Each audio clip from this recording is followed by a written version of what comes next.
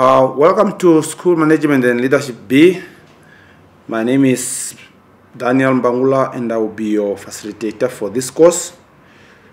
I will take you through this short presentation that will help you to guide you to prepare for your examination for academic year 2021. To pass this course, you need to obtain 50% in your assignments that you will be given, so that you will be able to be admitted to write the examination.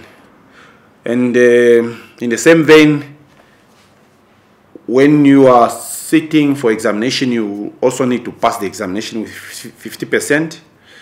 And equally, what you also need to take into consideration is that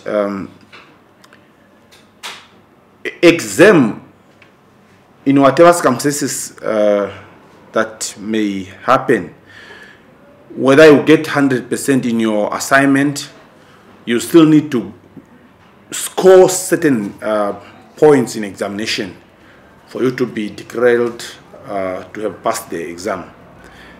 Therefore, you should not be deceived by the continuous assessment marks and you don't put effort in examination. That will not be at your advantage, because at times you will see your result written minimum not obtained. That means you have not passed the examination, regardless whether you had 100% in continuous assessment. It's also always important to make sure that you know your study guide, and also you should keep constant contact with your tutor to ask for things that are not clear, so that the tutor can give you clarity on certain issues that are not really clear. And you have to make sure that you do not wait for examination to approach before you start preparing for it. You must start studying long before exam starts, to avoid a lot of confusion and anxieties, because by that time you will also be stressed, and if you start preparing when the exam is in 2 weeks' time, you will not even able to organize your things in an orderly manner. This presentation covers all 3 examinations for 2021. Hence, it's reading it through the. Hence, when you are reading through this presentation, you realize that topics that will appear in the first examination may guide you to predict the next examination, and you can also you will also see that most of these topics are the ones that will be splitted among those 3 examinations. We are starting with the first unit. The first unit, I want you to look at different media through which messages are conveyed. The media here, we are talking about the medium through which messages are communicated. These are through interviews, and the interviews are conversation in which one person, the interviewer, elicits information from another person, which is the interview. A transcript of account of such conversation is called the interview.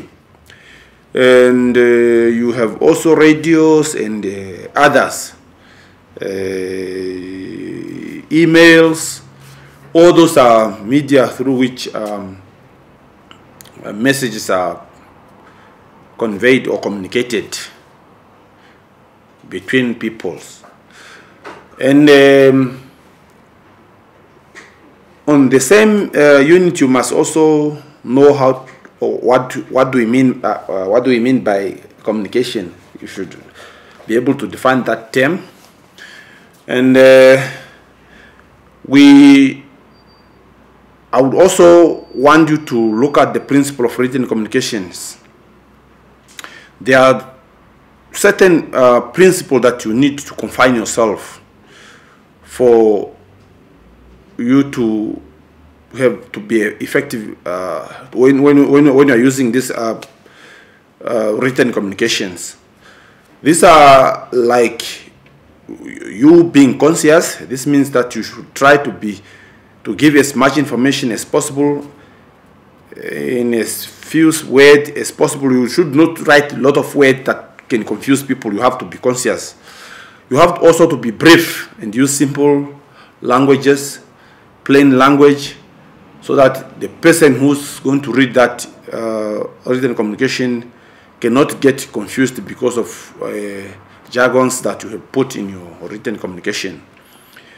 And also, respectful written communication should be balanced by noting the positive in addition to improvement needed. You have to write in a respectful manner so that you put some positivity in your written communication, and that will also enhance the receiver even to guide you where to improve. But if you write things that are too rude, the person, even if he wants to advise you, he may not advise you. That's why those are main principles that will guide you to use written communication. Techniques for improving listening skills is another topic in Unit 1 that you need to also focus on. Techniques in improving listening skills. Here we are looking at the things that you need to do to help you improve your listening skill. These are like listening skills fuel our social, emotional, and professional success. And studies prove that listening is a skill we can learn. In other words, what we are saying here is that when you are listening, there is also emotions involved, and there is also interest, which elicits your social being. Because when you have interest in listening to something, you tend to become more effective listeners. But if you don't have any interest, which now fuel the issue of social, what you are listening, you should have interest in it. That will improve your listening skill to catch the message which is there.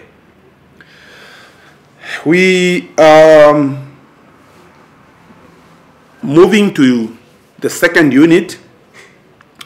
Of course, in Unit 2, we are looking at guidelines for effective negotiation. When you are going into negotiation, you must be prepared.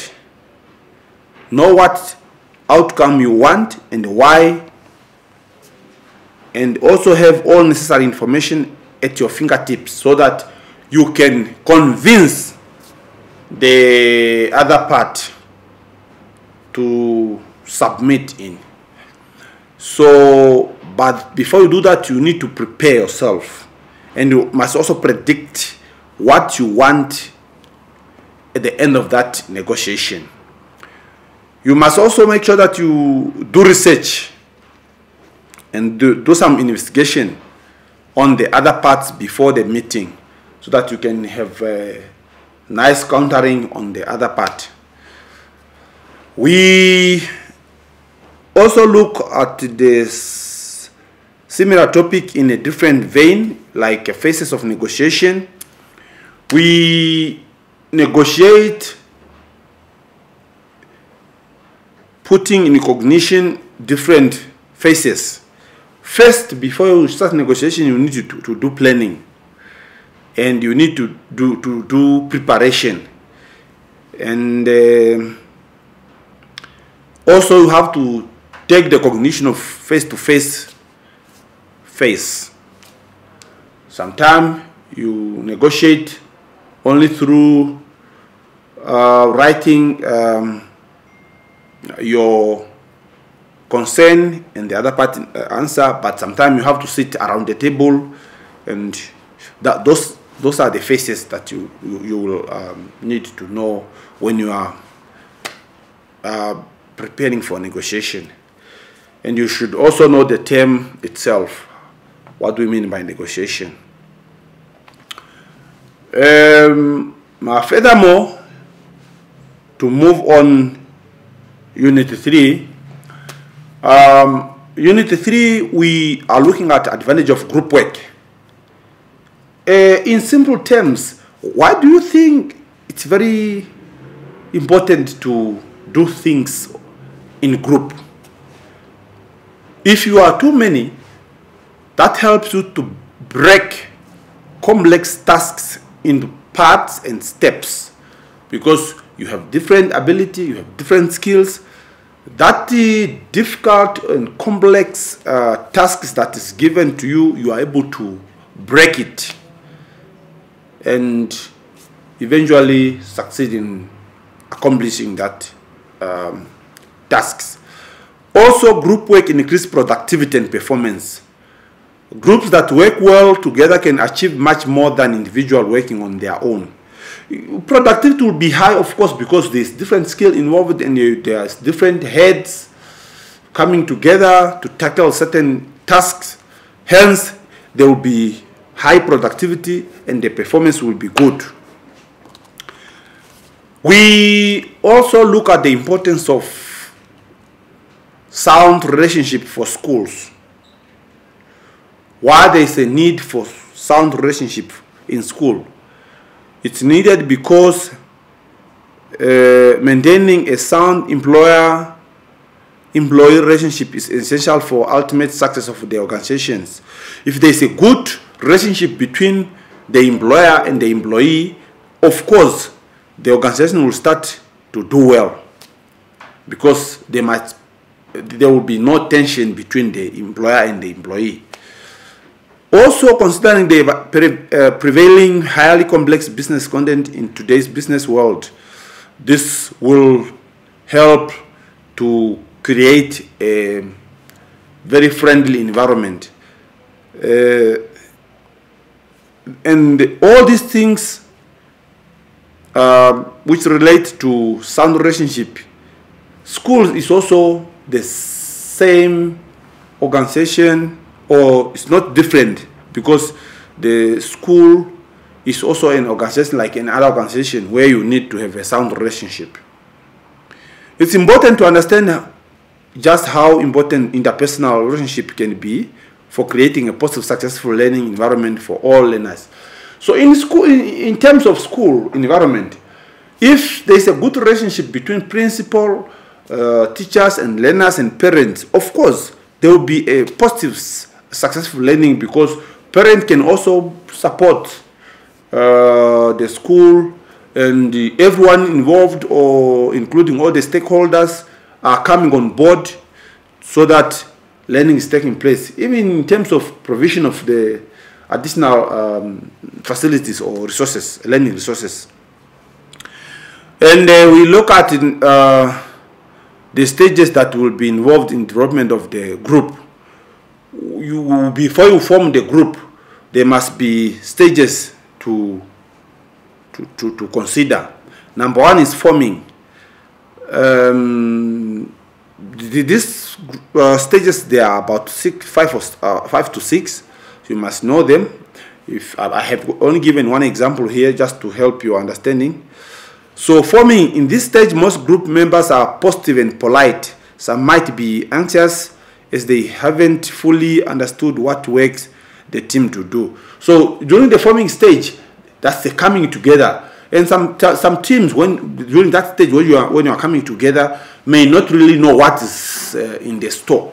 So, but as time goes on, you realize that you are able to get the picture, and eventually you start doing well. We are in Unit 4. Unit 4, we look at selection criteria you need to consider before interview. Before you start interviewing, there must be certain issues that you must look, or certain criteria you need to consider.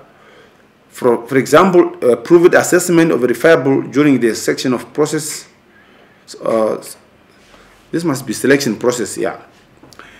So correct that term, is not section, is selection process.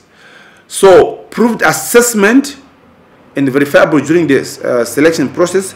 Before you interview the interviewer, you must do some assessment on the candidate and verify the certain issues that they said they are able to do, or maybe they have said they are working at, they worked at a certain organization before. You should do at least call that organization. Those are the references. Then you verify. Are you aware of Mbangula? Is it true that he was working there as a teacher? Then, if you are satisfied, you can move ahead to call for interview. We also look at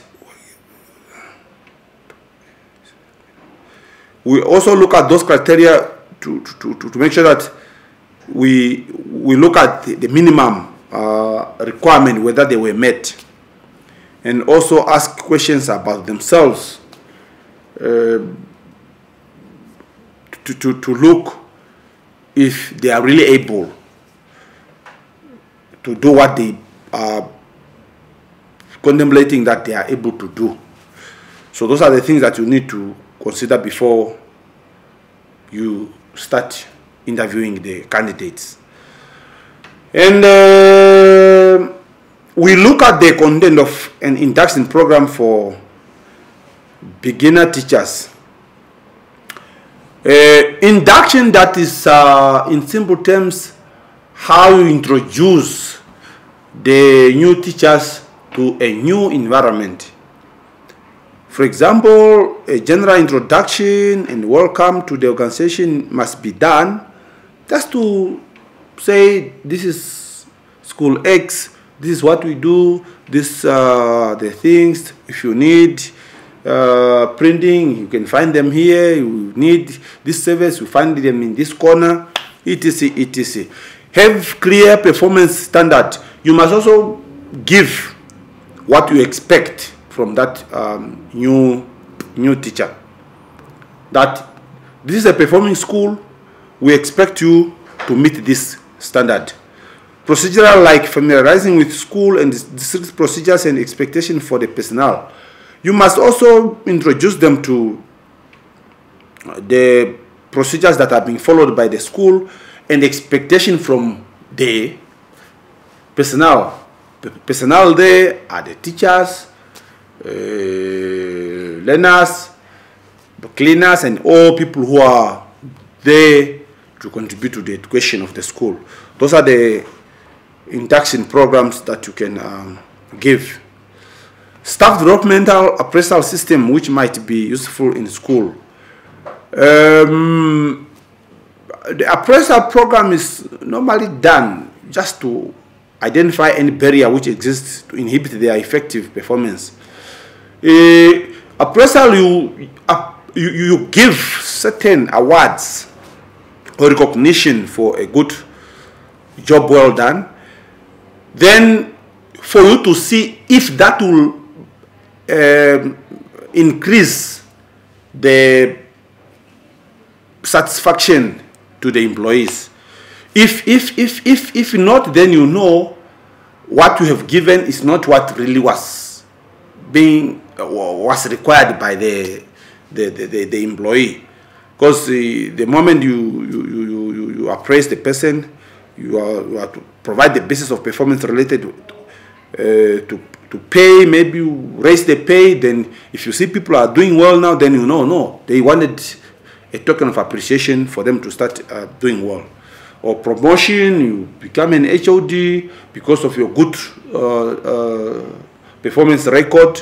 Then you start still doing well. People will know what we have done. Person appreciated it. To recognize good performance and identify areas of improvement, you must also do appraisal just to recognize a job well done, and also to assist you to identify which area still need improvement, so that the organization can still do well. Conversely, we are looking at also at organizational needs based on Maslow's hierarchy of needs. The organizational need based on Maslow's hierarchy of needs. Here we are looking at human resource planning. This element involves determining the organization's human resource needs, strategies, and philosophies. It involves analysis of the internal and the external factors like skills needed, number of vacancies, trends in labor market, etc., etc. So, the organization needs, Maslow talks of motivational factors to motivate people for them to meet, to appreciate, because when their needs are met, the people tend to do well. Those are like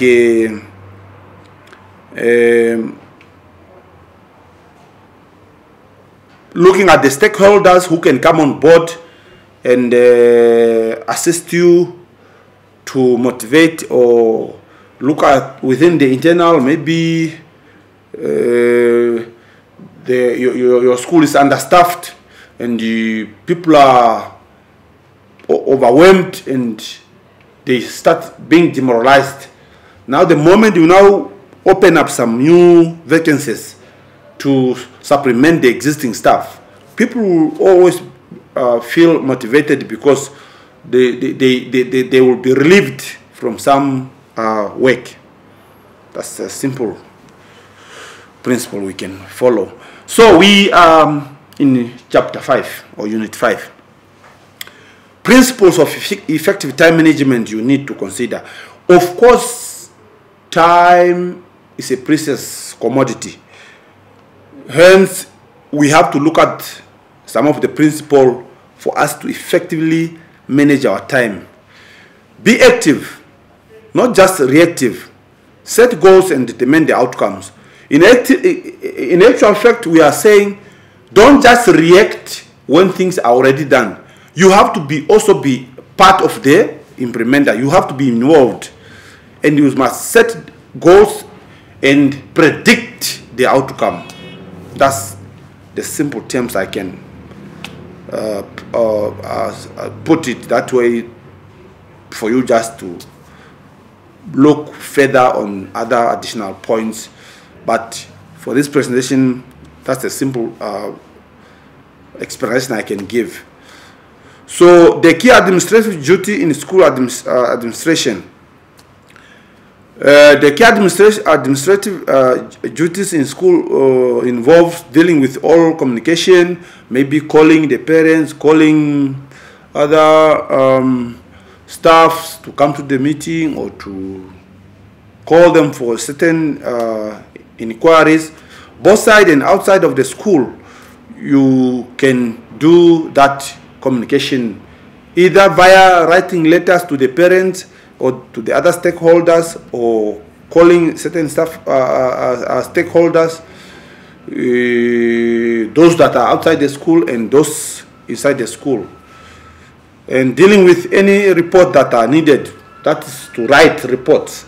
Maybe you write a trimester report, how many people learners passed, how many failed, what could be the contributing factors, what are the improvement needed. You write those reports and you send to the other stakeholders. Also, school administrators manage the day-to-day activities and provide instructional leadership in the school.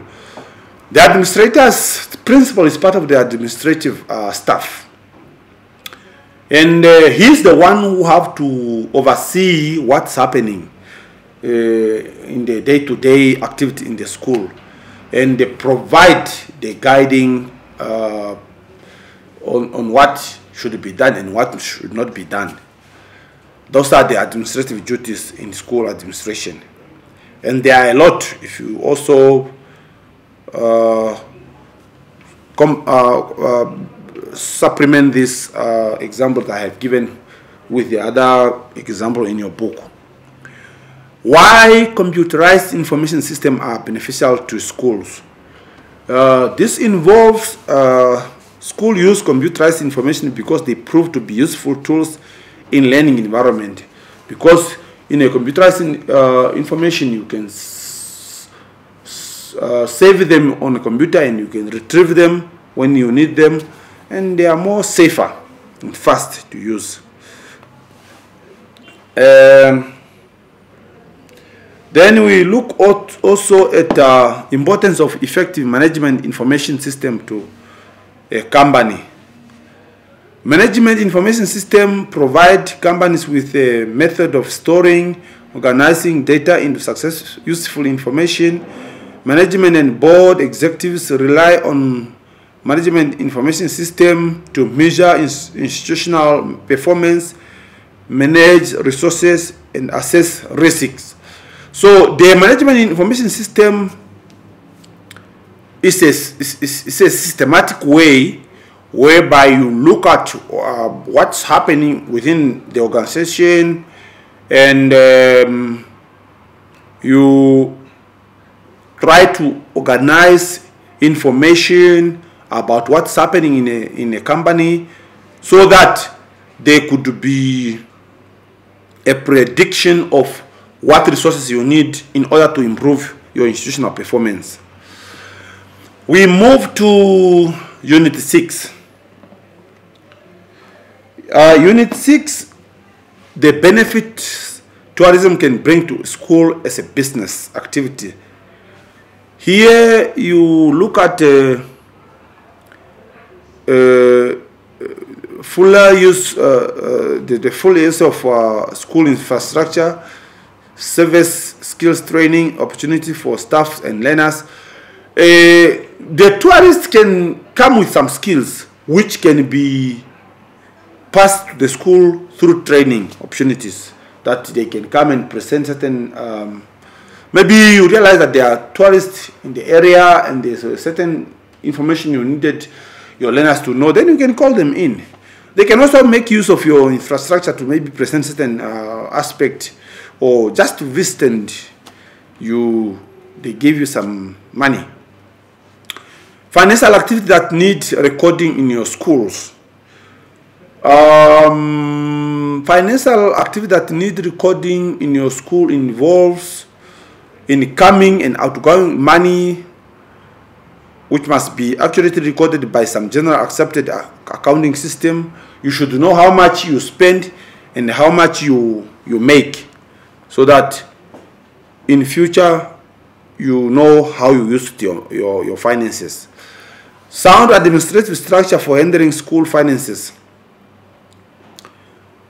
Sound administrative structure for handling school finances. Here we are looking at the administrative structure in place that helps to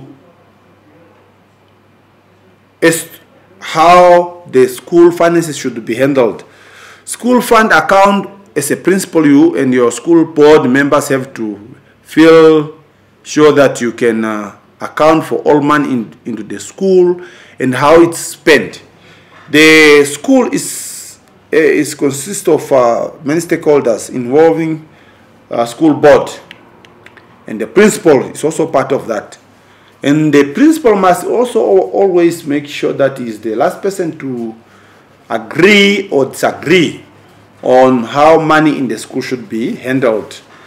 Generally, school or a financial service provider uses a financial management software package to calculate and to make all the budgeting.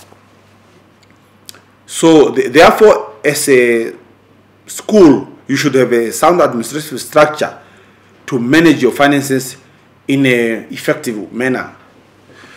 Important for a school to keep record of incoming and outgoing finances. Why do we need to keep a record of incoming and outgoing finances in schools? Incoming and outgoing money must be accurately recorded by some general accepted accounting system, and all purchases and payments should be authorized by the principal and the school board, so that if in future there are some discrepancies, the principal must be the accountable person to answer those questions, including the school board chairpersons and other school board members who may be selected to serve on that committee. So that if anything happens, there must be no blame games to say, no, we don't know what happens, we don't know how that money get out of the school, though the principal must be the accounting officer. and ways in which the school board can help to generate income for the school. There are different ways the school can solicit funds. This include clearly the responsibility for school financial health cut across the school and require coordinated effort between management and school board to make sure that they come up with some activities that can generate money in the school. We are in Unit 7. Unit 7, we look at the principle of competence-based education that underpin the managing of the curriculum and instruction. The principles of competence-based education that underpin the managing of the curriculum and instruction involves competence-based education must be developmental. Competence is acquired over time and built on prior knowledge. In other words, for you to become a competent educator, you need some sort of experience, and you refer also to what you know before then you can use it to build on your current experience that will make you competent enough to do well in the education sector. Importance of extracurricular activity that can be incorporated in a school program. Of course, extra moral activities are very important in schools because they will help you to learn time management. Sport activities or other extracurricular activities are done within a designated time. And if the learners are involved in those activities, they learn to manage time very well. And prioritizing one greater and also another benefit is they start to prioritize things. And they will learn also about managing time and prioritize things in their life.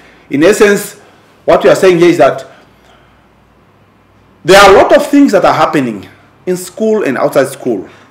Now, if the learners are not taught how to manage time and how to put things in the order of the preferences and in order of importance, they will not also see the importance of taking their education seriously. Hence, with involvement or in extracurricular activities where there's also rules and regulations, it will train them to see which one is important and also to look to be time conscious. Principals' role in managing instruction, such as teaching support. That's principal as a overall manager in the school must be at the forefront to support teaching. That is through provision of adequate resources in the school and making the school environment friendly environment so that teaching can take place. Criteria to be used when designing and implementing a recognized and reward system for educators. The gap between senior management policy and employee perception should be narrowed so that the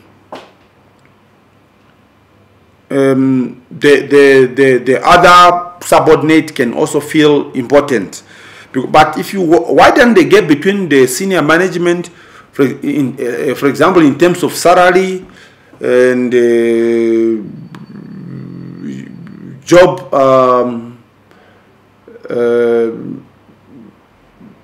what do I want to say?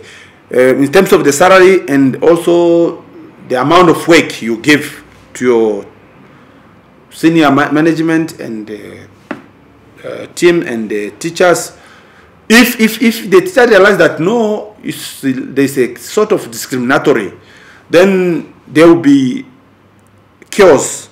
So that's why you need to have a reward system which is sort of a motivating factor for everyone to feel valued. Demonstrating support for teaching staff and action by senior staff are more important than rhetoric about rewarding teaching. Recognizing and rewarding teaching excellence enhances the pride and morale of educators by recognizing their contribution to the efficient operation of the school. So, by recognizing teaching excellence, people will feel that, yes, we are valued, and their morale will be boosted. Hence, there will be proper performance and a good operation within the school. Aims of instructional leadership in school. Instructional leadership aims to encourage educational achievement by making instructional quality the top priority of the school and to bring that vision to realization. Instructional leaders are there to make sure that things are done accordingly. Hence, they are there to encourage others to make sure that they achieve their goals and there is quality work done. And in the end, the vision of the school will be realized. We are in Unit 8, which is our last unit in this module. Why conflict would arise among people with an interest in school? Of course, there are a lot of issues that are happening. Conflict arises when people are competing for same resources such as space, job, income. This is also applies to natural resources, cultivable land, and fresh water. Of course, people will fight. If you are appointed and I also applied for that post, I will feel maybe you are favored. Hence, that will also create conflict. Not only that, sometimes you construct the school on a land which was owned by the local people within that area, and some people will feel like, no, this was my father's or grandfather's land, hence I needed to settle here. Why did you build your school here? That in principle, that's what we are looking at. Or maybe you have a tap in the school and people within that community, they are only drilling the swamps. They will feel, no, since the school is in our community, we must also have access to that water in the school. Hence, there will be conflict arising. The responsibility of school board. What are the responsibilities of the school board? They are there to oversee all aspects of our school, including its control and accountability system, and approve the expenditure and capital budget. The school board must make sure that they are the one who are approving what is to be bought, and they are also there to control and make sure that there is an accountable system. Means if anything happens, people within the school must be held accountable. If there is a high failure, people within the school, which is teachers, they must answer why it's high failure rate in the school. Appoint, they are also there to appoint and review and remove the principal and other staff and provide ongoing support and supervision. The school board can write a petition that, no, this school principal is just a drunkard. We want him out of this school. With evidence, not only a mere campaign, but there must be evidence. Or this teacher is not doing well, is sleeping with our learners, or is always absent from work. After the pay day, he will take 5 days without coming to school. When the pay is finished is when he is coming to school. So the school board can say, no, we recommend this teacher should be removed from this school. Those are all their responsibilities. Strategies, ways of promoting a good relationship between school and the community. This school are a good vehicle of fostering public engagement that is focused on community, common goods, and whatever is happening in school, you must also involve people in the community. That will promote a good relationship between the community.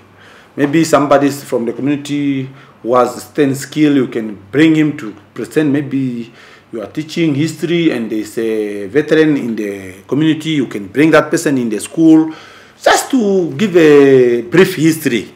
Then that helps to build a good relationship. The roles educators union play. The union we have in this country, we have NANTU, TU, and etc. etc. They play important role in protecting the right of teachers, especially in the current climate of school reform. The roles of those educators union is just to make sure that teachers are treated also as human, and educators are also given protection in terms of their right, and they are not just abused. Functions of school board. At the local level, they work on behalf of the community and must consider the unique needs of that community when deciding what position to take on an issue. So the function of the school board is more or less like the responsibility, but there's a slightly difference.